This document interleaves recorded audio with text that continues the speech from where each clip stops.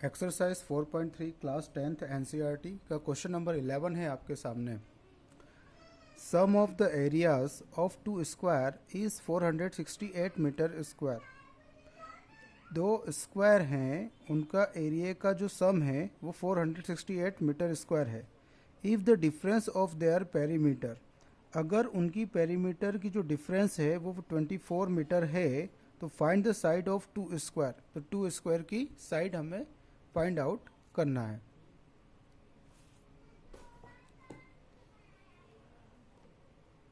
तो मान लेते हैं कि एक स्क्वायर ये हो गया और एक स्क्वायर ये वाला हो गया। तो इसका एरिया है जो वो A1 है और इसका एरिया जो है वो A2 है और इसकी पेरीमीटर आपकी P1 है और इसकी पेरीमीटर P2 है। एरिया ये होता है अंदर वाला और ये जो बाउंड्री होती है ये होती है आपकी पेरीमीटर होती है। तो हम मान लेते हैं कि जो बड़ा वाला स्क्वायर है उसकी पेरीमीटर P1 है और छोटे वाले स्क्वायर की पेरीमीटर P2 है। इसी प्रकार बड़े वाले स्क्वायर का जो एरिया है वो A1 है और छोटे वाले स्क्वायर का जो एरिया है वो A2 है। ये हमने मान लिया है।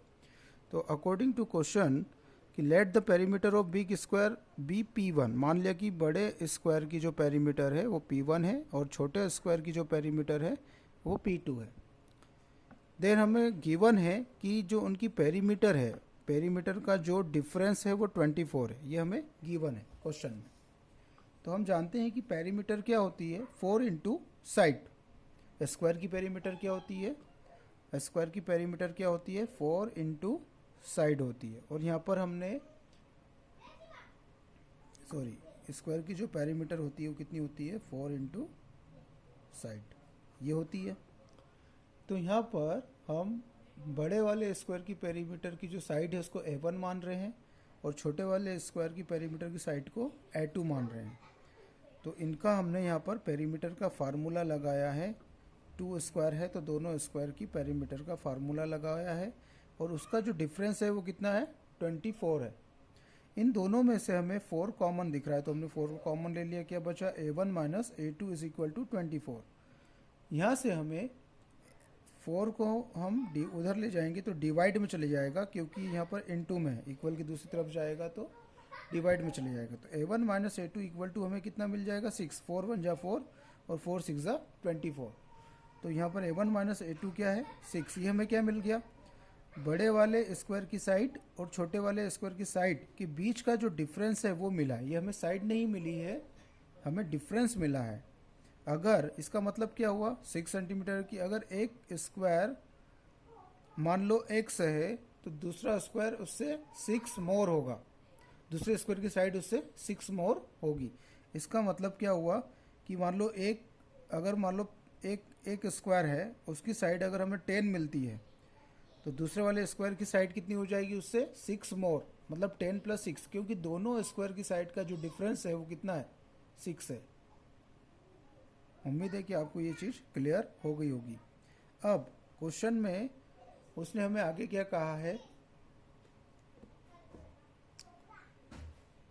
यहाँ पर जो 6 है वो difference of the side of two square, two square की साइड का क्या है डिफरेंस है। अब एज पर question let the side of small square be x। हम मान लेते हैं कि अभी हमको साइड पता नहीं है ना, अभी तो हमको दोनों साइड के बीच का डिफरेंस पता चला है। तो मान लेते हैं कि स्मॉल स्क्वायर जो है, छोटे वाला जो स्क्वायर है, इसकी जो साइड है वो कितनी है x है। इसकी साइड हमने x मान ली। तो छोटे वाले स्क्वायर की साइड हमने कितनी मानी x।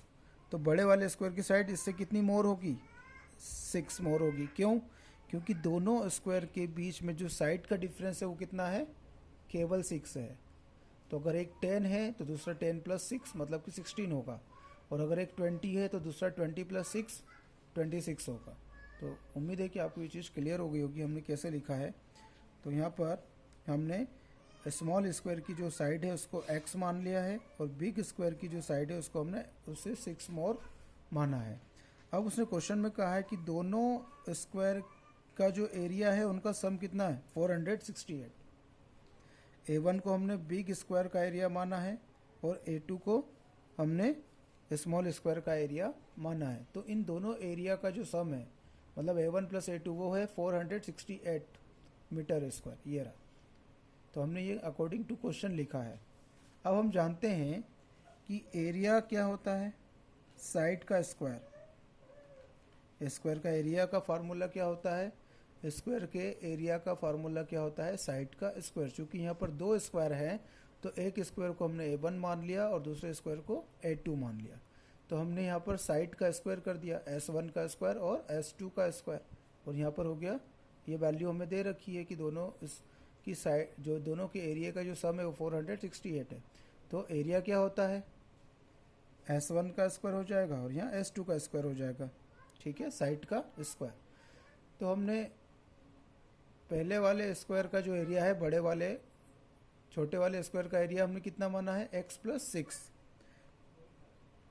ये रहा, ठीक है।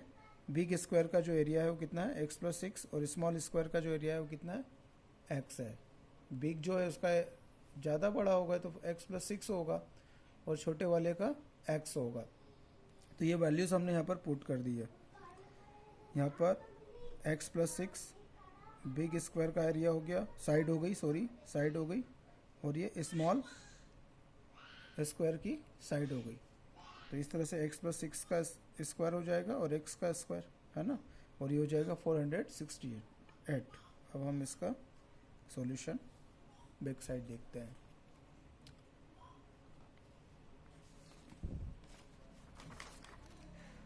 अब यहाँ पर x प्लस 6 का स्क्वायर, ये क्या दिख रहा है हमें, a प्लस बी का होल स्क्वायर दिख रहा है, ठीक है। तो हम यहाँ फार्मूला लगा देंगे, इसको a जैसा समझो, इसको b जैसा, a का स्क्वायर प्लस b का स्क्वायर प्लस 2ab और प्लस वैसा ही, और x का स्क्वायर वैसा ही 468 भी जस्ट का तस आ जाएगा। हमने ये फार्मूला लिखा है, इसलिए हमने यहाँ पर बताया कि इस फार्मूले का यूज़ किया है, रीज़न में लिख दिया है। अब यहाँ पर हम लिखेंगे ये वाला एक्स स्क्वायर और ये वाला एक्स स्क्वायर कितना हो जाएगा, 2x स्क्वायर, और 6 2 जा 12x हो जाएगा, और ये 6 का स्क्वायर कितना हो जाएगा, 36। यहाँ कितना है, 468। अब हम क्या करेंगे, इस 468 को इक्वल की इस तरफ लाएंगे तो ये पॉजिटिव से क्या हो जाएगा, नेगेटिव हो जाएगा। 2x स्क्वायर वैसे ही लिखा हमने, 12x को वैसे ही लिखा, कांस्टेंट के साथ में कांस्टेंट टर्म को लिखा। तो 2x स्क्वायर 12x ऐसे ही, इसमें से इसको माइनस किया तो हमें कितना मिलेगा, 432। चूँकि बड़ी संख्या नेगेटिव है इसलिए इसका साइन भी नेगेटिव रहेगा, यहाँ आ जाएगा 0। इससे हम क्वाड्रेटिक इक्वेशन बन गया। इस इक्वेशन को हम स्मॉल कर लेते हैं, छोटा कर लेते हैं। तो उसके लिए हमने 2 से डिवाइड कर दिया पूरे इक्वेशन को। तो ऑन डिवाइडिंग बाई 2, जब 2 से डिवाइड करेंगे तो हमें नया इक्वेशन क्या मिलेगा, एक्स स्क्वायर प्लस 6x और माइनस का 216 इक्वल टू 0। अब हमें क्या करना है कि मीडियम टर्म को ऐसे ब्रेक करना है कि मल्टीप्लाई करें तो 216 आए और प्लस या माइनस करें तो 6x आए। तो वो वैल्यू क्या है, 18 और 12, क्योंकि 18 में से 12 को माइनस करते हैं तो कितना बचता है, 6, और इन दोनों का मल्टीप्लाई करने पर हम कैसे आता है, 216।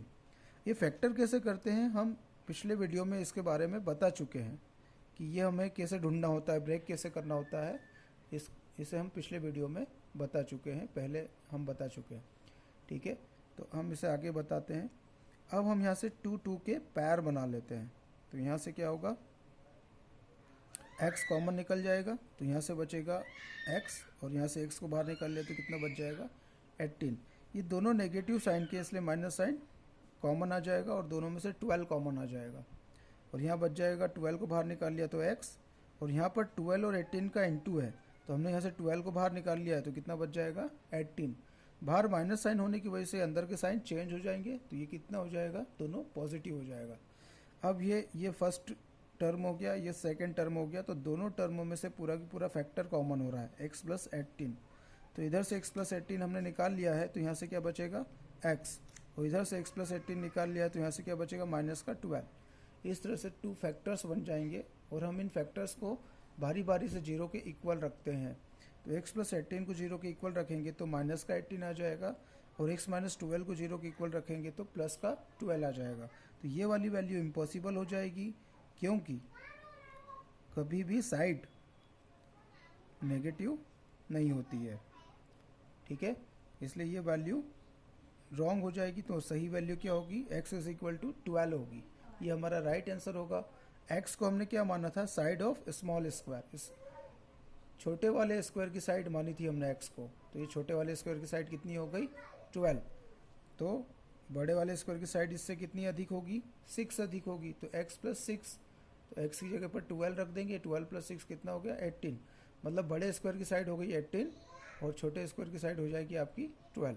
इस प्रकार से हमारा ये क्वेश्चन कंप्लीट होता है। थैंक्स, धन्यवाद।